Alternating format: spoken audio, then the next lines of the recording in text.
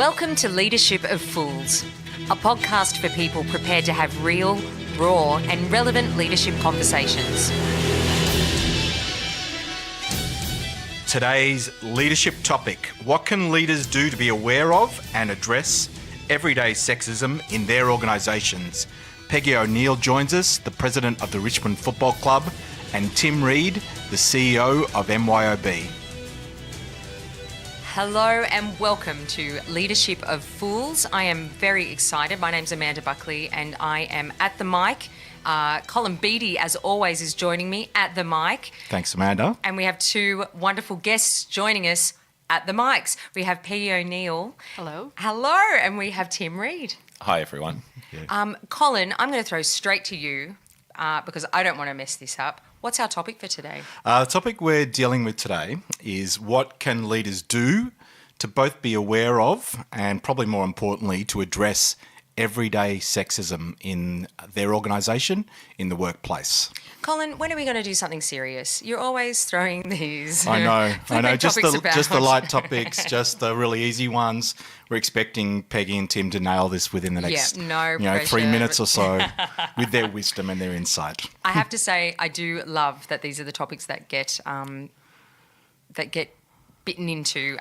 They're the topics that matter. So I'm really, again, I'm excited, not just to talk to everyone here today, but to really hear what comes out of this topic. Yeah, because leadership is always, you've probably heard me say this before, but it's the choosing between what's right and what's right. So they're never easy questions. They don't have black and white answers.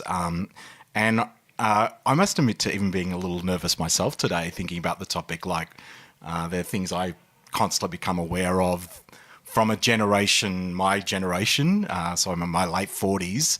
I'm not always aware of the things people experience as sexism, the things that I've probably in my own working environment not been particularly conscious of. Colin, I'm a woman and I'm also nervous because, this is good stuff. It's good stuff. That's right. The nerves are because it matters. Good. No, I like that. That makes a lot of sense. If it wasn't important, you wouldn't care. Yeah, but I thought we might even get underway, just kind of warming up to this. I know both Peggy and Tim have at least some background in concepts around champions of change. Tim, I might get you started. What's a champion of change?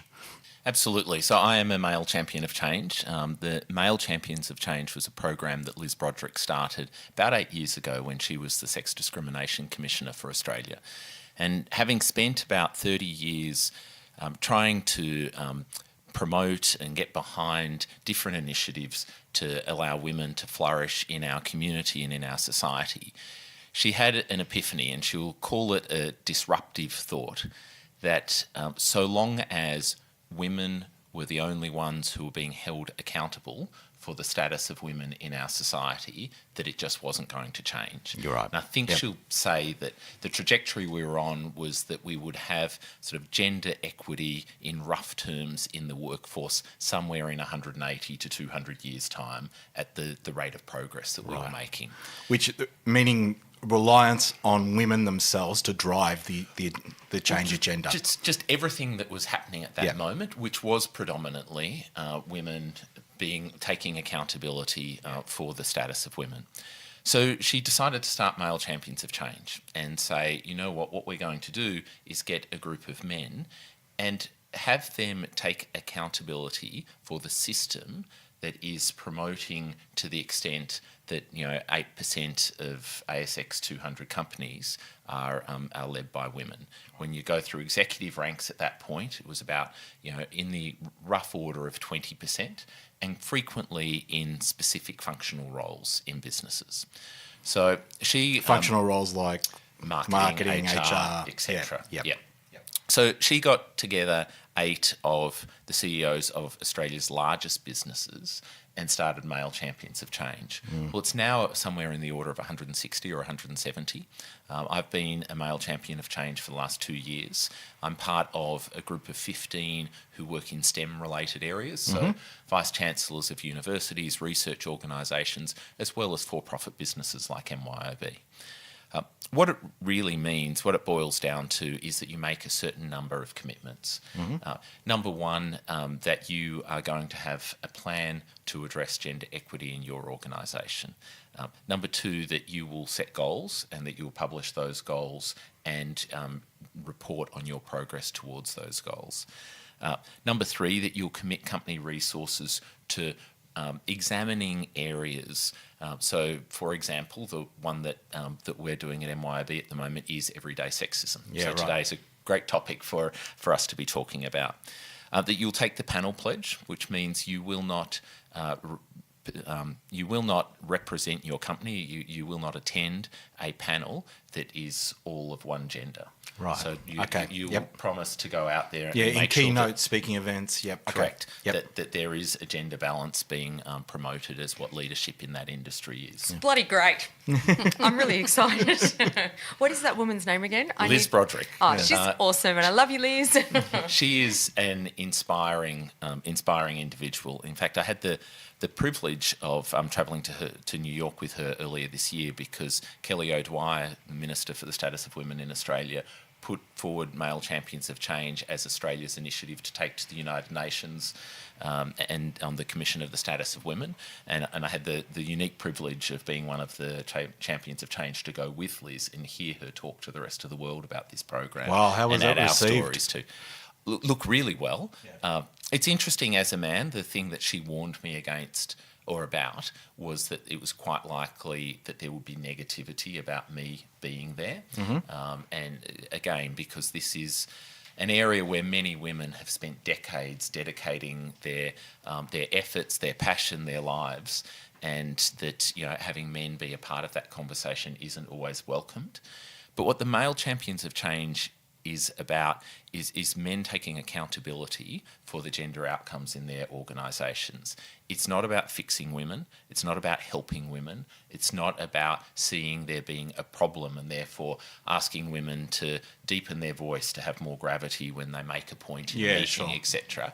It is about changing a system which takes in people of, broadly speaking, roughly equal talents. If you look at before entering the workforce, on most metrics, it'll be 49, 51, 48, 52, something, and then seeing a system that gives half of those people entering the workforce a 10 to 20 times higher probability of reaching the upper echelons of that system. And you just stand back and look at that, and that is wrong. And there is something that's happening through that system that means that systematically half of the entrants have a dramatically different probability of achieving what some would define as their goals. Not that everyone wants to get to those echelons, but some would. And it's really about addressing those systematic things that exist in businesses that lead to those outcomes. There's many questions already, but let's link this to your experience of this, Peggy, in terms of maybe even perhaps the sporting lens around this topic. Interesting to hear what Tim had to say because there is a sport Male Champions of Change, and that originated actually with Richmond's. We had a research project that the Australian Sports Commission, the AFL, funded and came up with what it takes to be the best gender equality in sport. And it was about all kinds of sporting organizations. And one of the initiatives that came out of that was our management team, having heard about the Champions of Change that Liz Broderick had put in place, approached her saying, what if we did that for sport? Yeah, great. And the efforts that they put in to identify national sporting organizations, so it wasn't just about AFL, me being involved with Richmond, but they went to tennis, rugby, soccer, basketball, swimming, and at that time, all the CEOs of those national sporting organizations were men. There was a bit of a backlash, just like what you were describing, Tim, and I myself didn't quite understand it because I thought if the people in power agree to share it, you can take a quantum leap in a way that you can't if women are just trying to work it through themselves. So I think good men who want to help, all the better, and that means that we can progress a lot more quickly. The sport Male Champions of Change, now they aren't all male anymore, still meet regularly. The same sorts of pledges that Liz requires anyone who uses the Champions of Change name. So it adopts the same philosophies. Adopts the same philosophy. Yeah. And right now, this year's big project is pay equity. And as we know in sport, that's become quite a hot topic as more and more women, fortunately, are able to participate at the highest levels, but pay equity isn't there. The head of Tennis Australia, and of course the Australian Open is one of the few in the world that pay men and women equally, that's right. is helping with the learnings from that, and they're working through. So it doesn't mean it happens in 1 year, but it means that that's the focus for the efforts for that year. So so sport was quite eager, and after a while, and I don't know if Tim found this as well, organizations that weren't included at first found great value in wanting to be part of it and be part of the conversation. So so it's been quite successful, and there have been reports. It doesn't mean that everything's fixed, but it means people are working on the problem in a considered, methodical, and diligent way. And I think that's what it takes. It isn't a short-term fix, it's a long-term fix, and we want it embedded in the organizations that we're involved with. And that's what I'm getting a sense of already. It's changing a system. And anytime you're trying to change a system, it picks up a whole lot of things, behavioural cues, how we measure things, what we showcase, what we reward. So that's, even if the topic itself today, which I think is fascinating, and it's a topic about change, and that's, that applies to any organisation, no matter what you're trying to change.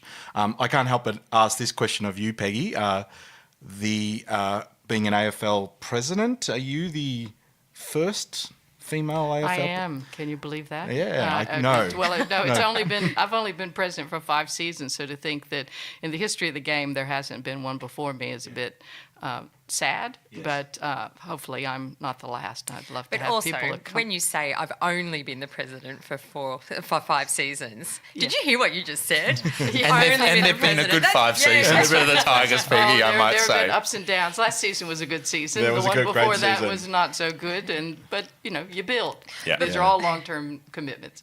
Before we started recording, when I said that I don't like football, I take it all back. I love it. And go Richmond. That's right. That's right. I have a membership form here. Yeah.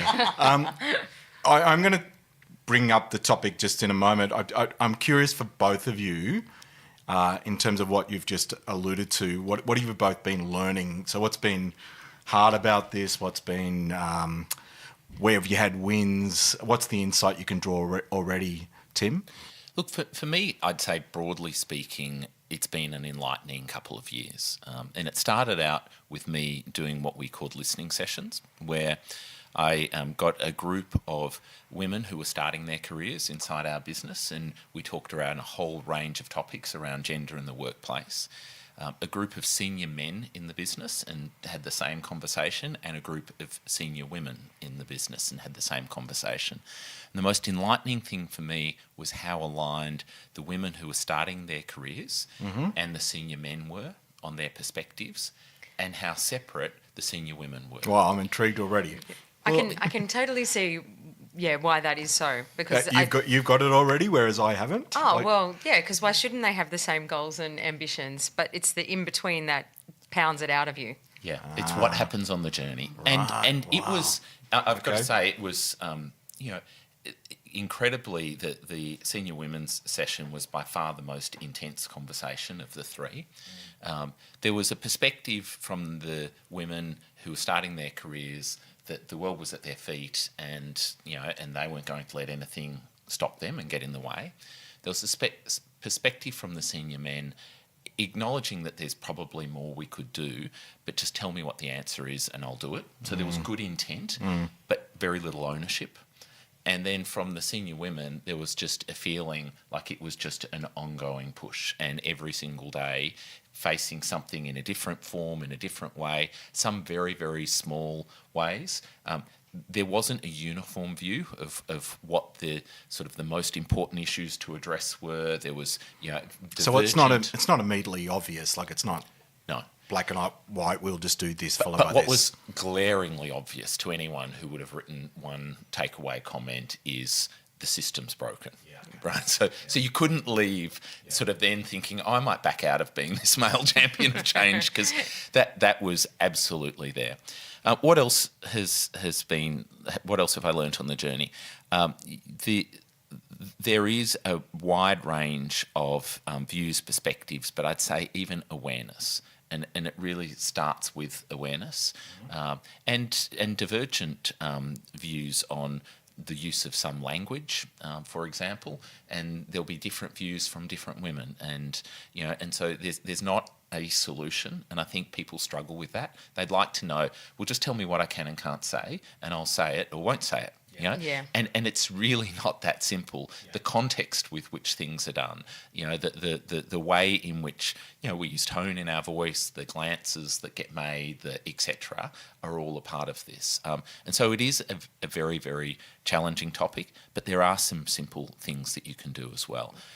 Starting the conversation. Yeah, I mean, I'm that thing about how you address people. I am guilty as sin for just calling people guys. Hey, guys. When I'm training people, younger people, even in corporate situations where I'm doing workshops, it's just such a habit of mine to refer to a group of people as guys. How do you feel about the use of the term girls? Also fine, but it's weirdly a habit, which is, and I'm a female, so you would think that I would be more aware of the fact that I'm using what is, historically referred to as a male term for a group of people. And it has been pointed out to me several times, I would prefer you don't say that. I prefer you don't say guys and girls. I prefer you don't say, hey, ladies and gentlemen. Why can't you just say, hey, people? So Peggy, Yeah. in your law experience, if there were a group of women in the office and someone referred to them as girls, how do you think they would feel? They would feel as if their status was diminished. Because we don't call the men boys, hey boys. And I think the same sort of way that women in sport are called the girls for often, that's the girls' team, even if they are the senior team in that particular thing. I think it has become sort of familiar over time, and women do talk about themselves as girls sometimes, but that's usually with your close friends, and that's sort of okay. But I think in an office setting, a professional setting, you need to afford respect by the proper title of men and women. And would it be different if it was a woman versus a man using that term? Personally, I don't like it no matter who uses it, but I think that I would judge the man more harshly, and maybe that's me. And in fact, because so often it is used to diminish the status. Yeah. And I think that part of what you were talking about, Tim, I think the first step is assessing where you are as an organization, and the listen and learn sessions, I think, have been quite valuable from people I know who have conducted those. But I think the first thing is not to assume that you're somewhere along the journey, because I've heard many times people say, oh, we're okay, nobody's complained. Yeah. And you think if you have to wait for someone to complain and push through whatever is stopping that information coming through, is you probably do need a bit of help. But the first thing is is just trying to honestly figure out where the organization is and what are the first steps that you can take that you can make some meaningful change. But change is hard, and getting organizations to change is very, very difficult. And to make it stick and make it not be personal to just Tim and what he's doing in his organization, or men who are CEOs of other organizations, or that it shouldn't be dependent on them by the time they leave, that ought to be part of what they do. But that's very, very hard work. I just had this idea, if company, people often say our people are our products are our people, our business is our people, but talking about change in the way that we're waiting for complaints before we make a change, but you wouldn't do that with a product. If it was just a piece of tech, you would be constantly trying to innovate and improve, but we don't do that for people until there's a complaint. Yeah. It's such a... Guys, I just solved it. I mean, I didn't, but I think I did. I'm really excited. I'm having an adrenaline rush. To the extent that we do, one of the things that we've done since, over the last 2 years since signing up as male champion, is to look at things through a gender lens. So we always measured our team engagement. We always looked at it. I'm really proud that team engagement is higher at MYOB for women than it is for men. Now, we have a goal of making sure that the two don't move apart too much, right? So we now measure engagement by gender. So we're not going to bully the boys. Well, look, we want to create an inclusive environment. Yeah. So we measure it. We measure pay by gender, and I make sure everyone the leadership team across our business understands what the gender pay gap is in different parts of the business. We measure leadership, we measure participation in leadership programs by gender. We always measured those things. We didn't always look at a gender lens. And once you do, you start to see areas. There are some areas of our business where we've got all male teams, 13 people, one that comes to mind. In our last quarterly reviews, because I go through with each of our executives, look at their goals quarterly, which include the gender representation on their teams, it was the first time that we actually highlighted it, that there was an awareness that somewhere down in the part of the organisation that person was responsible for was a 100% male team, because it had never been highlighted. And so that's one of the first things in building this awareness and just working out where you're starting from. Can I sharpen the edge on this for a moment? And I'm actually totally okay. We're tackling this topic. So I think at one stage I probably needed to introduce the topic again, but we're tackling it Colin, right now. and if we keep tackling it this hard, we might get a government grant. You never know. We're really doing You some. never know. That's right. I'm That's not right. saying sponsorship deal, That's but I'm right. just That's saying. So I want to sharpen the edges on what you've just said. So at this table we have a CEO of an ASX listed company in you, Tim. We have in Peggy both a very experienced lawyer and the president of an AFL football club, which is elite. And the premiers. And the premiers, just to be very, just to I remind think there's us. a Brownlow medal somewhere in that team That's as well. right, yeah. Norm Smith medalist, we've got a whole lot of things. Okay. So the question is, why does this matter? What you're talking about measuring things, why do you care, Tim? Look, I can explain this at three different levels. Number one, I genuinely believe that diverse teams are far more likely to find creative solutions to real problems. So when I look across Australia, the client base that we're trying to serve is very representative of the overall community. Even if the client base weren't, frankly, bringing ideas from the outside to solve a problem in a certain area is always going to, will always increase the probability that you'll solve that problem successfully. So to me, at its core, diversity is a strength for an organisation. It makes it more difficult to run. So Tell if us you about have that. a group of Yep. homogenous people who think and operate the same way, getting that team to perform is much easier. Easier to make decisions, easier Yep. to work at pace. Absolutely. But the decisions aren't necessarily better decisions. Correct. In Right. fact, what they will be is on a narrower lens. And so the first thing I think everyone has to recognise is if you don't have an inclusiveness agenda, then don't bother about a diversity one, because the antibodies in the system that exists the way it is will reject the new ones coming in. But secondly, don't kid yourself that it's an easy road, because more diversity does create a wider range of perspectives, which isn't always easier to manage, but I believe if you can, will lead to more successful outcomes. That's number one. Can I fire up a bit about that? Because Yeah. that one of the things that really worries me, and maybe I'm, what's the word? Maybe I'm a little cynical as it relates to Australian organisations, that we will give up before the benefit is achieved. So that's a hard one to respond to. I can tell you I won't be. Yep. But I do think, and Peggy touched on this earlier, this movement has created a momentum in Australia. And I can tell you from the CEOs that I mix with and talk to, there is far more interest in what's happening, in what's succeeding, in what challenges. Like, people are far more interested in this topic than they were 3 to 5 years ago. And I think the more we keep talking about it, the more it stays front of mind. Great. That it's not a tick the box and, oh yeah, we have a gender program.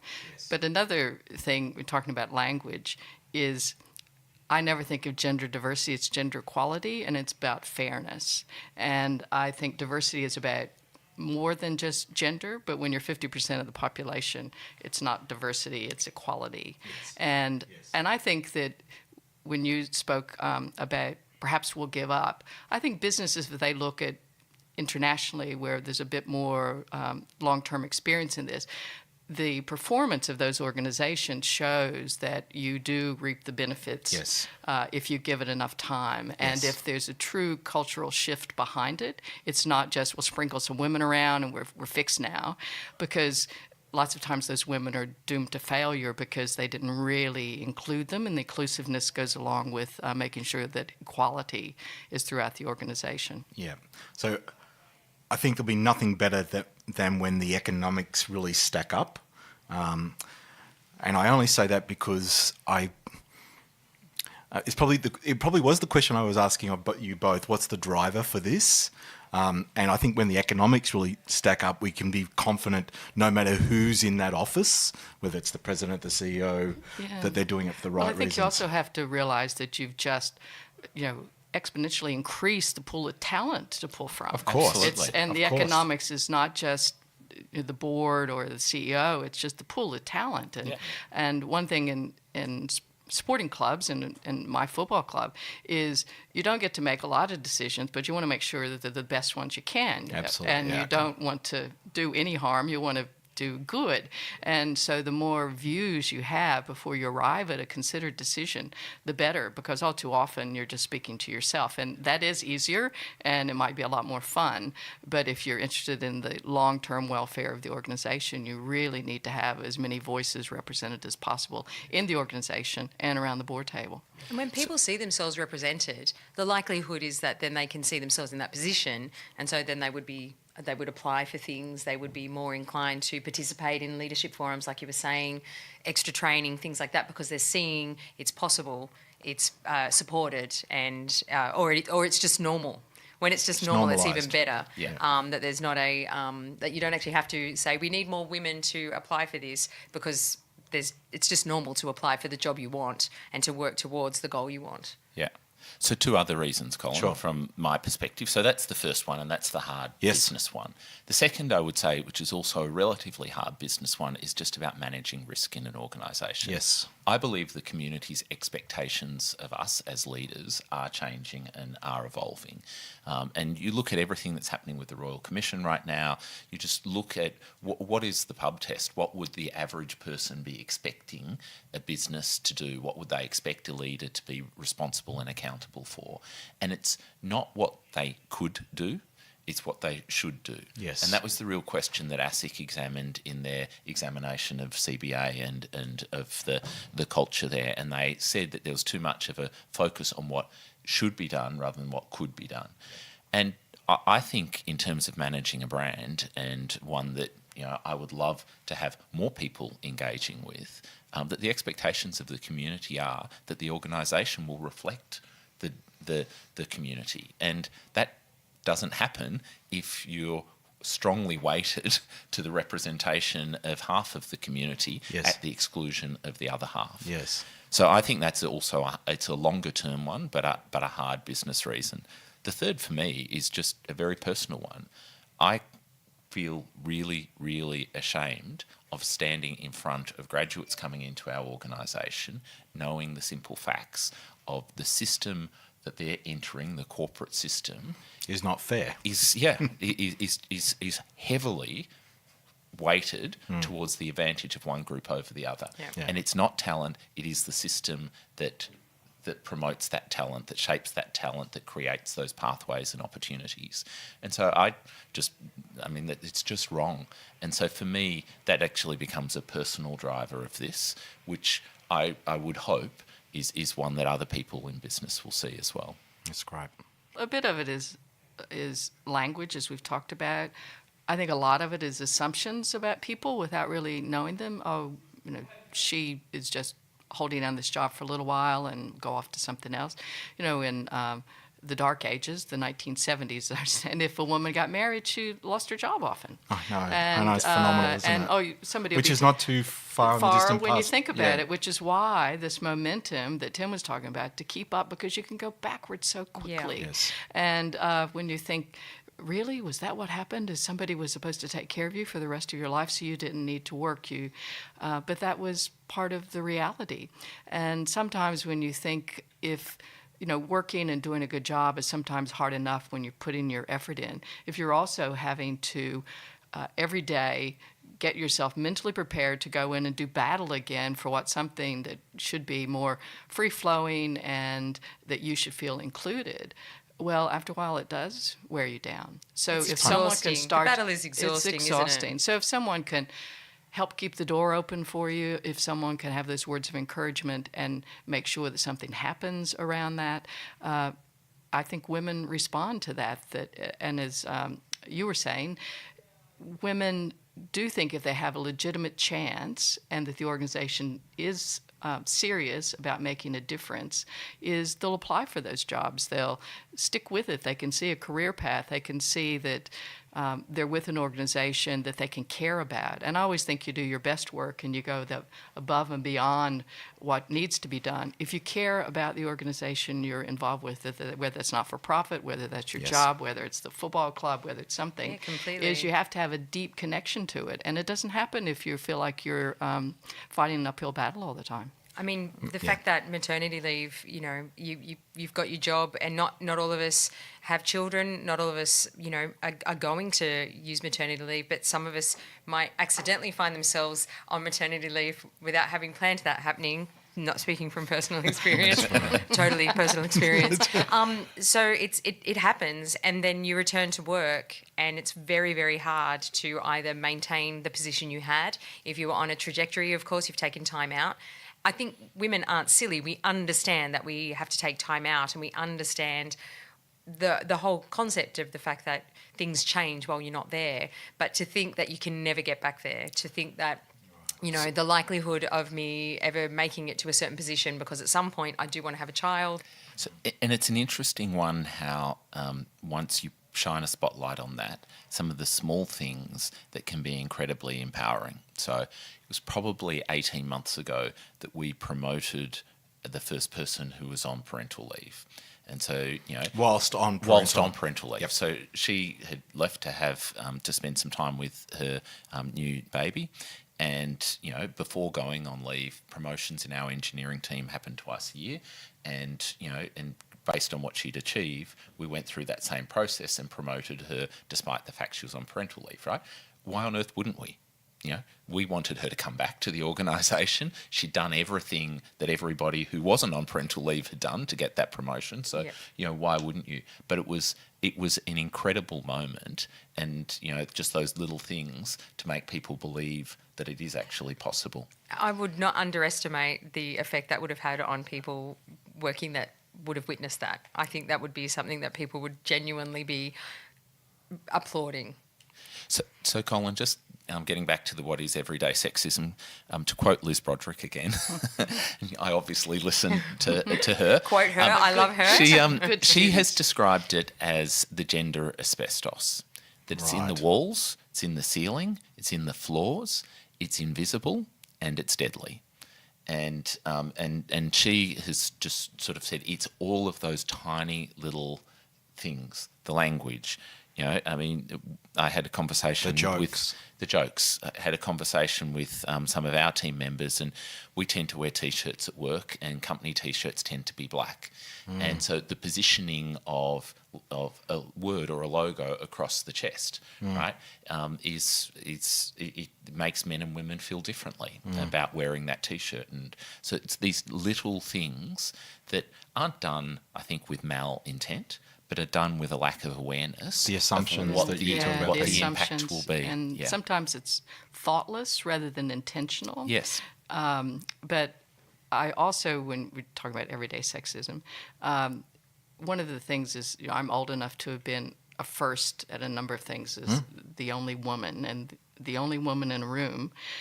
Looking back on it, you realize you can't be yourself when you're the only one. I say when you're the only woman in the room, you're all the women in the world, and you think a chance of another woman getting a chance to do this, or the opportunity, depends on how these men think about me.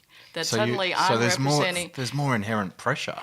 Well, and to go along and to be likable and to... and yeah, I think I'm pretty polite and pretty likable, but you realize that, because I've heard a number of times, oh, well, we had a woman on the board, didn't work out, we're just not going there again.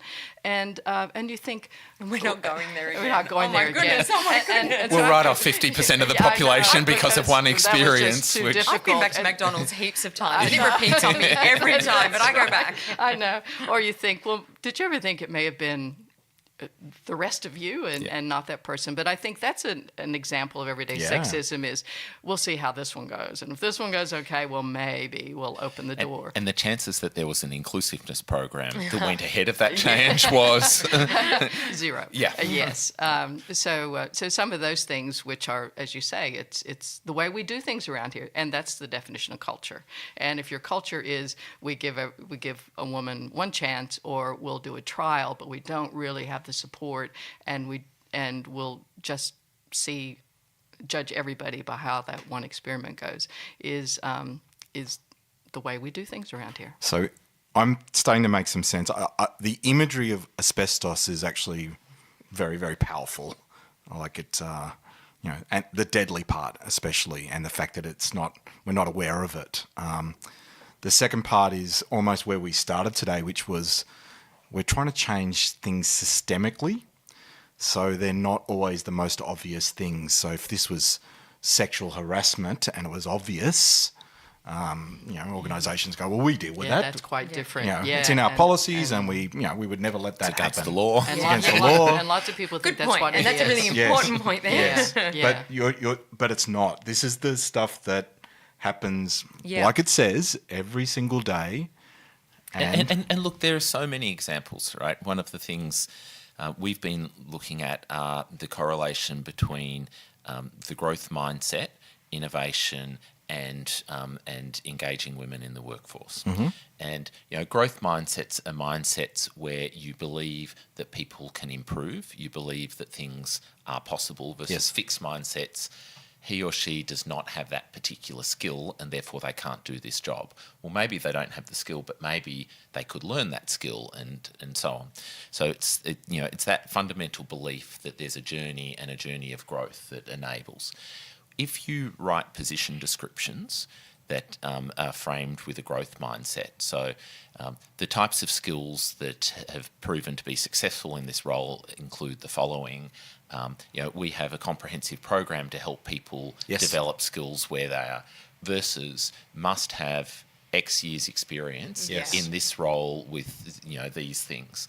The research has shown that you will get a lot more women applying for roles that have position descriptions written taking a growth mindset than a fixed mindset.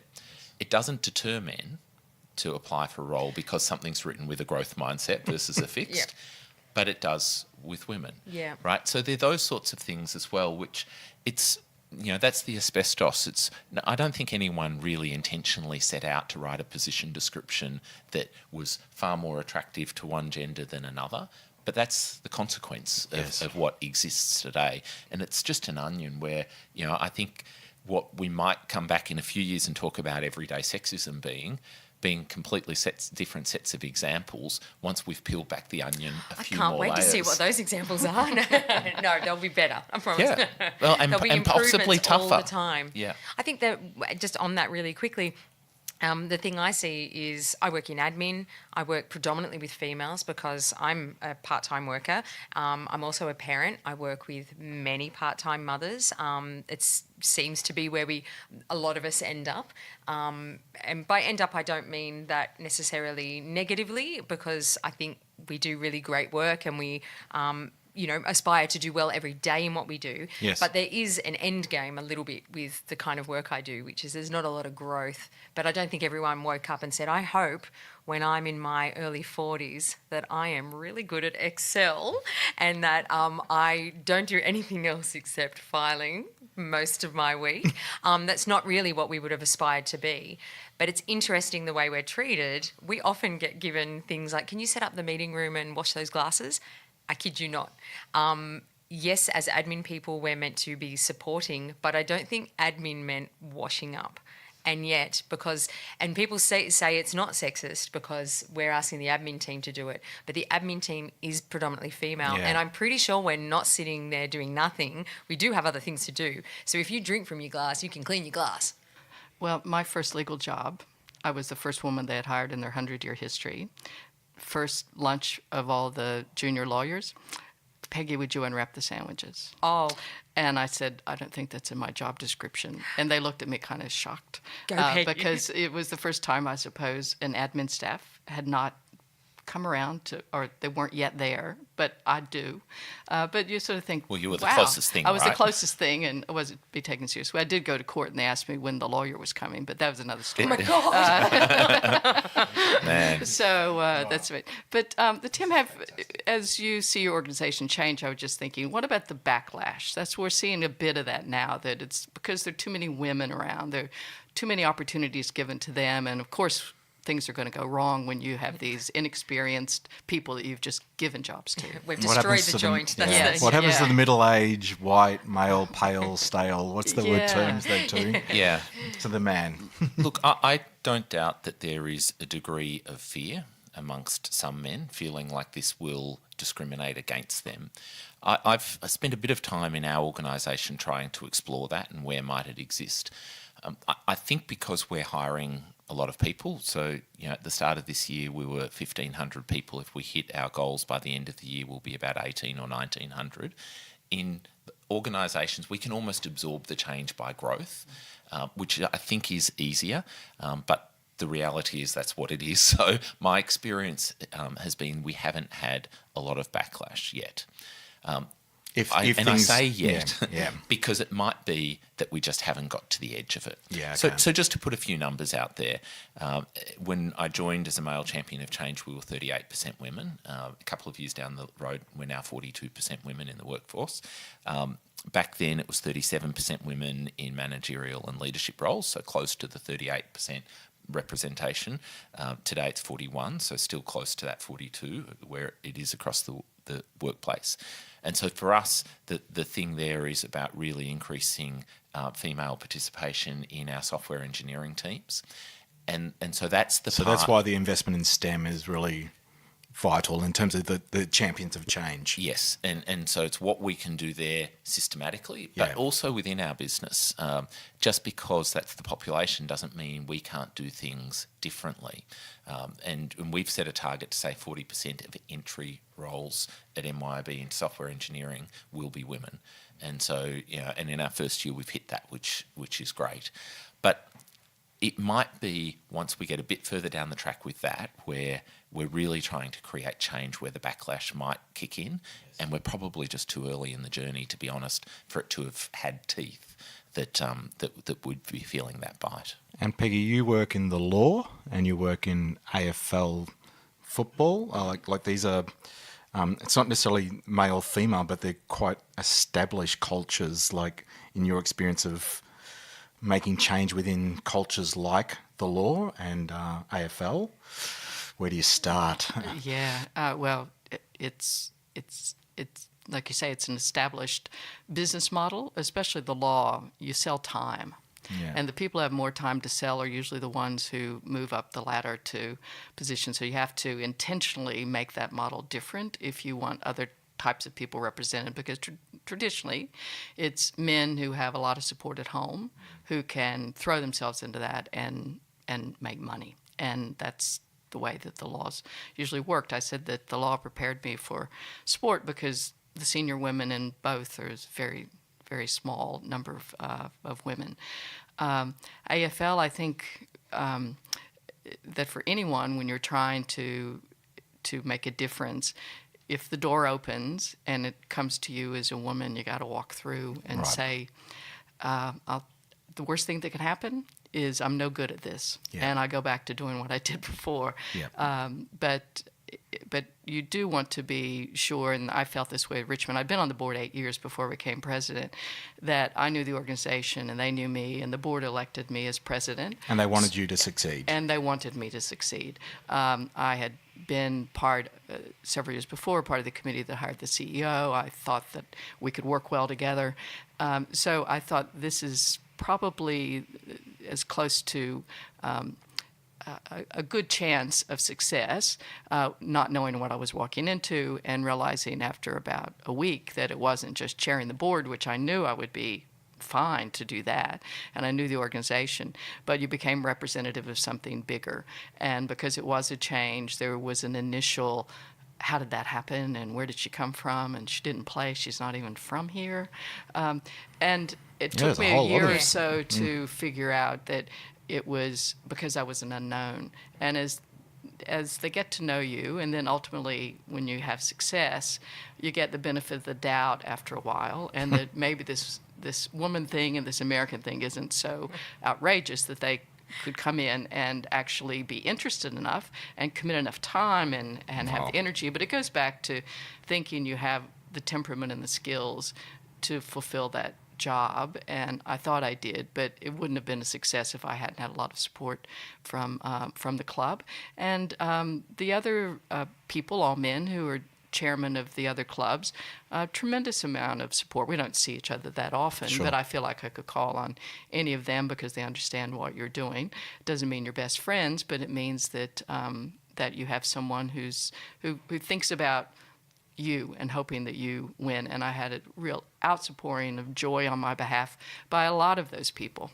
It's amazing. It's amazing what a positive reception can do, though, isn't it? Like, if you've got, it's hard enough to do jobs really, really well, but if you have to then also be battling attitude and things like that, that's great. I'm really glad I'm meeting you today, both of you. I mean, I adore you, Colin, obviously. And then after a while, when you find your feet, you think, well, I've proved the first is okay, and I'll push harder. And we have more women on our board now. We have sort of a recruiting strategy. There have to be women in the final pool. We've identified hot jobs at the club that we want to open up to non-traditional, meaning women could apply for that.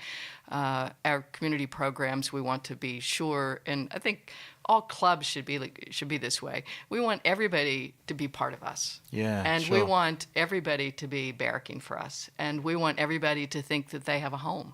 And so, in a way, that's sort of the society we hope that we have. And it's a long road to get there, but if you just stick with it, and we were the guinea pigs for the gender equity report that I mentioned before, is we said for 2 years we'll try to implement some of these recommendations, and some of them we didn't hit, but we know how hard it is to hit those, and others we did, and we reported our scorecard and we put it out there, and we're still working on those things, and the challenge it changes all the time, but I think we're all committed to not going backwards, and I'd love to see at least half the clubs have women as president. Absolutely. Take that, Handmaid's Tale. That's right.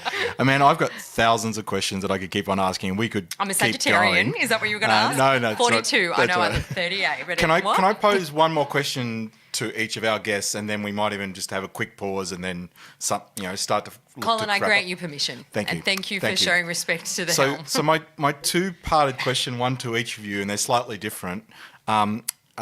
I'll ask it both and then hear from you. Tim, the question I would ask you is, how has it actually changed you as a person, this experience? Like, how are you different in the way you lead, or... I asked the person question first. How are you different as a person? The question I would ask of you, Peggy, is the one around, and I'll take the AFL lead on this one, the extra pressure that you might feel in terms of how much of a societal driver things like the AFL actually are. Like, if we talk about, it's not just the boardroom, it's the fan behaviour, it's how a man leaves the game and how they treat their children or their partner, or how much AFL actually means to a society. So I might even start with you first, like your sense of how much does that affect your decision making or your thoughts? Well, as a board, you want, as I said before, you want to make the best decisions you can in the long-term interests of the club. But what you realize early on is sport occupies a special place in Australian life. Yes. And AFL clubs do as well. And until the last couple of years, it's always been men who played and men who spoke. And the power of those men taking on board these messages of change and saying them, it penetrates into parts of this country that no business leader, no politician, no That's clergy can do anymore. There's a trust in our sporting heroes, which is why I think we get so disappointed if they do something wrong. Yes. But it provides you a platform to do a lot of good and to say a lot of messages that get through. And so I think it's a real privilege to have that, and you've got to take it while you can. And our club has our purpose, and I think being a purpose-driven organization means a lot too. It's called Connecting to Thrive and Win. Yes. It's not just to win, but to thrive, and that means people who work there thrive, our members thrive, that we want people to be the best that they can, and we want to contribute to that. So things about domestic violence and how women are treated equally in all parts of our society contributes to lessening the violence against women, and that's been shown. So I think that those sorts of messages, it's very important for clubs to take the opportunity to use that platform. Yeah, wow. I love it. Let's take that to the politicians and have them implement it in question time or whatever it is they do. Absolutely. And Tim, my question to you is at that sort of more personal, how's it changed you?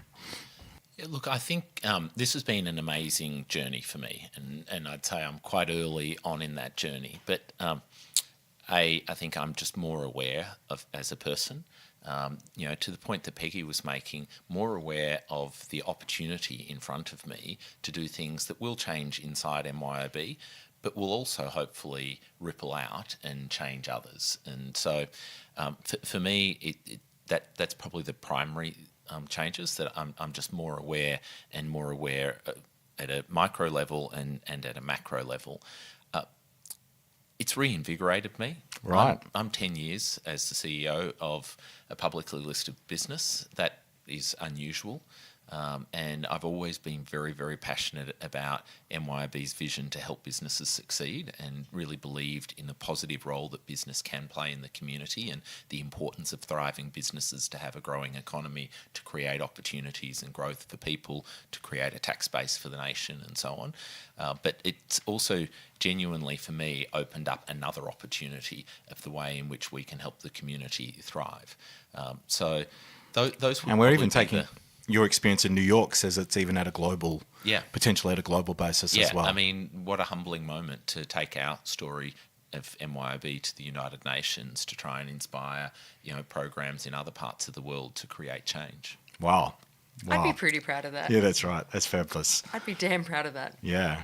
And this person won a premiership. I know. I'd be proud of that. That's right. We just had to do some fan stuff as well, So let's have maybe just a quick break and we'll come back. Thank you.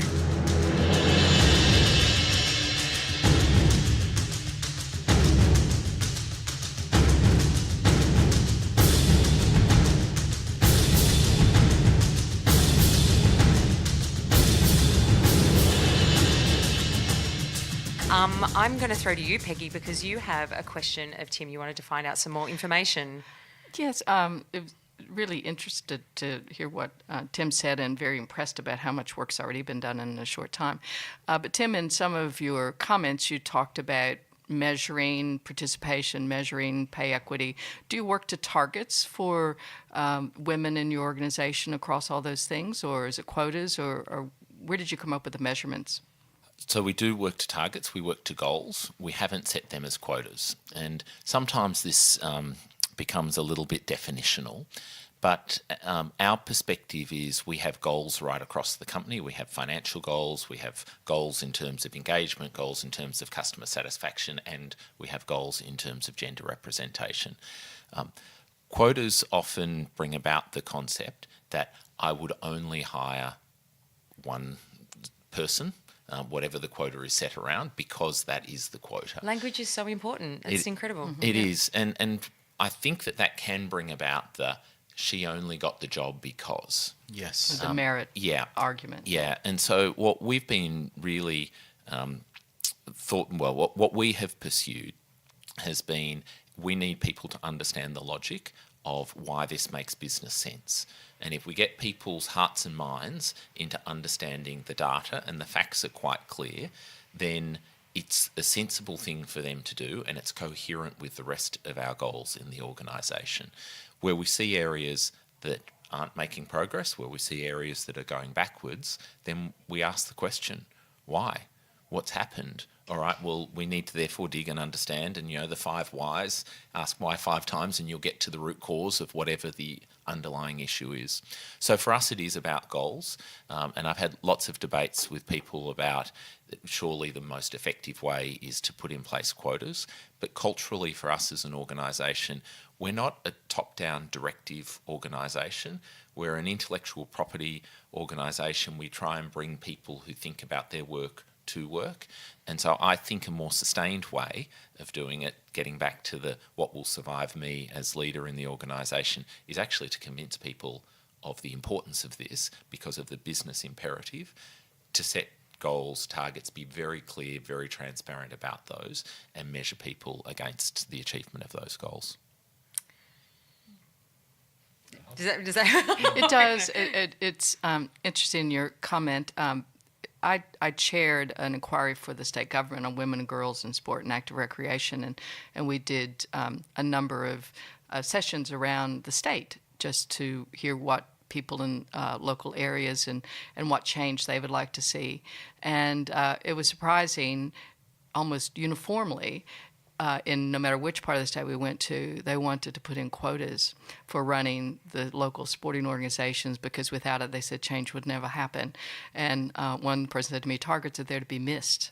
And we were, and I was thinking, gee, they're way out ahead of us, but I think it was because sometimes in small towns, there's a lot of power associated with running the local netball, football, and that sort of thing, and that just moved on from family to family, that if you want to break it as a state government, if funding is dependent on getting new people in, that's about the only way that they could see there would be a change. And so it has a place, and we recommended as part of our inquiry that state funding be dependent on starting to make progress toward a quota of 40% women, because the gender part was what we were looking at as opposed to diversity. And there was a lot of resistance at first, but now I see there's all sorts of programs around the state, how to find women, how to get them ready for your board. Your board has to meet this quota after time. But there was obviously a financial lever that could be pulled there, and it was a way of making sure change happened pretty quickly in a small. Yeah, and I also think it depends where the starting point is. Yes. For us, we were starting in a not bad place, and what we really wanted to do was look for where the holes are and how do we fill those holes. But it is a very active debate, and also I think the public money and public funding going there sets different expectations at times as well. And that's why we came down to thinking that if it's public money, it ought to be open to everybody who's a taxpayer in Victoria. So. Yeah. Do you have quotas at Richmond? No, we have expectations that we measure ourselves against and targets. Small organizations, it's really difficult, especially in management. The board you can manage a bit better, actually, and 3 of 9 are now women. And we're looking for more, and we have a great pool of candidates. But change doesn't happen very often when you have a small organization. If you have high-performing people already, you can't just replace them, but you've got to be sure that when the opportunity comes up, that you look at a good pool of candidates, you don't automatically just default to the way it's been done in the past. Yes. Yeah. That's the point, though, isn't it? We can't always default to how things have been done in the past. And the fact that earlier on, Tim, you had said after the listening groups that there is, what was interesting was there's no set model. And I think you both said that with quotas and targets, that there is no set model, but there's many possibilities. And I feel like that might be a good time to do a quick whip around the room and see what people are thinking and what you'd like to, I guess, your summation or your final thoughts for today. I'll start with you, Tim, on the topic and what we've talked about. If you've got a final thought or a takeout. Look, if there's one message that I might close on, it's predominantly to the men who are listening. I think for a long time the role that men assumed, particularly when it came to gender equity, was one of not getting in the way. So I I would never discriminate against. I try to watch the language that I use, etc. I would like to put to you that that's simply not enough, and that that's not going to create the change. And what men need to be doing is thinking far more proactively about what are those systematic biases, systematic impediments that are in place in the systems that they're responsible for that prevent there being a 50-50. So, if not, why not? Just keep asking the question 50-50, if not, why not? And you'll find that there are things that are systemic and systematic that you can change relatively easily. So I just encourage people to say, don't be passive. It can be a little bit daunting entering. You certainly put yourself at risk by starting these conversations. But if you genuinely want the organisation that you're a part of to be better and stronger, then I just encourage you to move from that passive sort of I won't block it to a proactive I'm going to hold myself to account. Amanda, can I Fantastic. extend that? Because Yes, you can. Oh, I don't know, Colin, can you? No, I'd love to. It's not just the passiveness. I think it's the compliance that I'm really starting to pick up on now. That sense of most people want to do the right thing, and they're waiting for the rules, or they're waiting for, if it's not the rules, at least the guidelines. Yeah. Can you give me clarity about what I can say, what I can't say? And yet this whole conversation is much more nuanced than that. Even the last piece around quotas versus other ways of driving behavioural change or changing culture, it's going to depend on the organisation. It's going to depend on its stage of maturity. It's going to depend on a lot of things. So the word that keeps on ringing loud in my ears is that conversation. It's the entering the conversation with an open mind, and I suspect an open heart, that says, I'm going to learn something here if I'm prepared to. And I think, in fact, Peggy, it reminds me of when we first did a little piece of work even last year. I think it was that first start of the listening tour, which you referred to as well, Tim. And I agree, it's not enough. The listening is not enough, but at the very least, that's the place to start. Yep. I think that's an important message of being honest and doing an assessment of where your organization is. And if you think you're okay, think again. Yep. Because there's so much for everybody to do. And sometimes it seems daunting that, we're not going to get there. But it is a long-term proposition. And I'm always a fan of doing what you can when you can, and just those incremental gains over time. You'll find yourself in a place you might never have thought. Don't start at the end. You might have a goal, but you got to start. You got to do something. You have to have some action rather than intent. And so I think that listening is the first step, but you got to have action after that. Great. And Amanda? Just from listening today, I feel positive. I feel hopeful that like you said, it's not going to happen. It's not going to happen in the next year, but it might happen in the next 5 to 10 years. It might not take 182 years now, which is great because I won't live to see that. And I think it will happen. I freeze my head. What I'm really struck by, and this is really telling for me, it's the peer accountability that I think in this day and age, in 2018, is almost the only way that stuff really sticks. So it's the peer accountability, whether it's, as male CEOs, champions of change, that we hold ourselves to account. It's all of that gives me added optimism that this will stick. Has anyone got anything to add before we go? No, that's brilliant. Fantastic. Thank you Fine. so much, Peggy. Thank you, Tim. As You're welcome. always, You're thank you, welcome. Colin. And thank you, Paul. Thanks, Mum, Dad. Thank you, everyone. Thank you, listeners. Thank you. We are Leadership of Fools, and we will talk with you again soon. Goodbye.